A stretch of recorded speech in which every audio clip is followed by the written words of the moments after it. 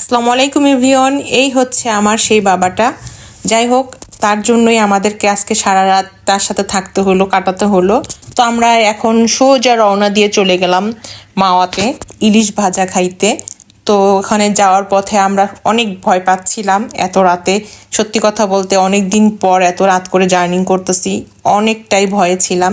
তারপর যেতে যেতে যেতে যেতে আমরা শেষ পর্যন্ত মাওয়াতে নামলাম। নামার পর সবার সাথে একটু মজা করে সেলফি নিলাম, সবার সাথে একটু ভিডিও নিয়ে নিলাম। এই হচ্ছে আমার সেই বাপজানটা যে বাইরের দেশে যাচ্ছে, আর তার আজকে বার্থডে। তো তার বার্থডেটা আমরা এখানেই সেলিব্রেট করব। তো আমরা ভাবছিলাম যে আমরা এখানকার কোনো রেস্টুরেন্টে বসবো নাকি নদীর পাড়ে কোথাও কোনো হোটেলে দিয়ে বসবো।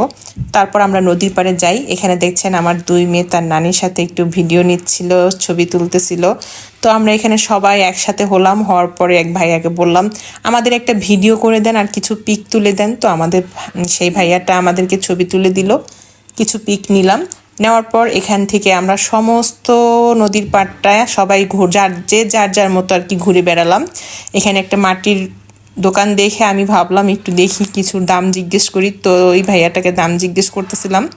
তো এখানে দেখার পর এখানে দেখি আমার মেঝো বোনের হাজব্যান্ড চা খাচ্ছে, তার সাথে আমরাও একটু ভাগ বসালাম মা মেয়ে। তারপর এখানে চা খাচ্ছিলাম। আমার ভাইয়ার চা খাওয়া শেষ, সে টাকা দিয়ে সোজা সামনের দিকে যায় আর আমি দাঁড়ায় দাঁড়ায় খাচ্ছিলাম। তো খাওয়ার পর বেশ কিছু দোকানে সামনে গেলাম যে কোন হোটেলটাতে আমাদের বসা যায়, আমরা ইলিশ পছন্দ করব। তো এখানে ওই ভাইয়াটা আমার মেয়ে দুটাকে কাঁকড়াটা ধরিয়ে দিচ্ছিল, তারা ভয় পাচ্ছিল, নেয় নাই। তারপর শেষমেশ আমরা এই দোকানটাতে আসি, এই হোটেলটাতে। এখান থেকে আমরা ইলিশ পছন্দ করে দিলাম।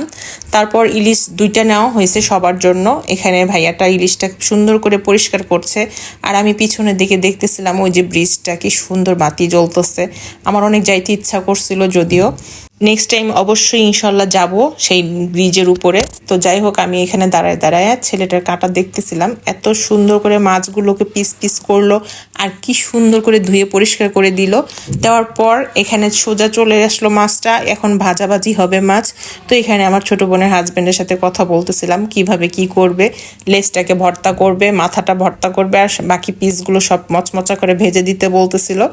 আর সাথে বেগুন ভাজাও করবে, সেজন্য সব প্রিপারেশন করার জন্য বলতেছিল যে আমাদের এই আইটেমগুলো দিবেন। এখানে সব বলাবলি হচ্ছিল, আর আমি এখানে দাঁড়ায় দাঁড়ায় তাদের মাছটাকে কিভাবে ম্যারিনেট করে ভাজতেছিল সেটাই ভিডিও বানাচ্ছিলাম। আর আমি এখানে দেখার খুবই আগ্রহীতে ছিলাম যে এতগুলো মাছ কিভাবে ভাজে।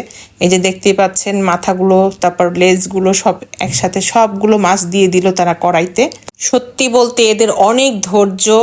এক একটা গ্রুপ আসতেছে আর তাদের সবার জন্য তারা মাছ ভাজতেছে, কাটতেছে, রান্না করে দিচ্ছে, সব ভর্তা বানায় দিচ্ছে। এতটাই ধৈর্য সহিত তারা কাজ করতেছে। তো যাই হোক, তারা ওইখানে রান্না বাড়া করতেছিল, আমাদের রান্না এখনো কমপ্লিট হয় নাই। ভাইয়া ওইখানে সবকিছু দেখাশোনা করতেছিল, আর আমরা এখানে সবাই মিলে আমার এই বাবাটার বার্থডে সেলিব্রেট করলাম, এবং কেক কাটাকাটি হচ্ছে এখানে। আমি আবারও চলে গেলাম, গিয়ে দেখতেছিলাম কত দূর রান্না হলো। তো এখানে আমার দুই মেয়েও আসছে দেখতে।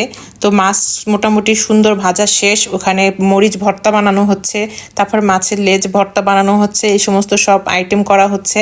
এই যে দেখতেই পাচ্ছেন মাছগুলো সুন্দর করে পিস পিস করে কেটে তারপর সুন্দর করে মচমচা করে ভেজে দিচ্ছে। এখানে আমার মা বসে আছে, সবাই বসে ওয়েট করতেছিলাম খাবার কখন আসবে। তো ফাইনালি ওয়েট করতে করতে আমাদের মজাদার খাবারগুলো আমাদের সামনে আসলো। সমস্ত খাবার আইটেমগুলো এখানে দেখা যাচ্ছে।